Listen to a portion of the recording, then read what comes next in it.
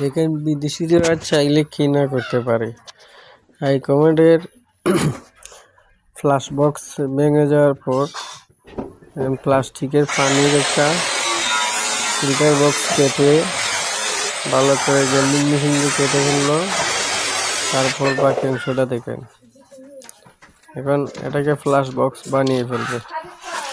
প্রথমে রং দিয়ে দাগ দিয়ে দিল, ড্রিল মেশিন দিয়ে ফুটো করে নিল।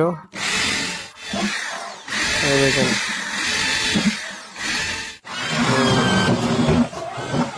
এই দেখেন এখন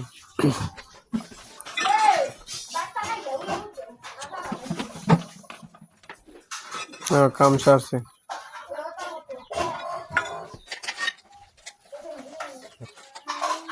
এই দেখেন, ওরে আমার ট্রেন্ডিং চলছে, ট্রেন্ডিং।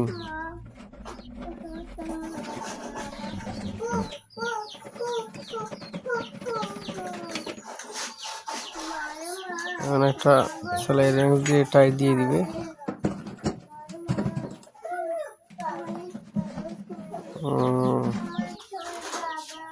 বসিয়ে দিবে।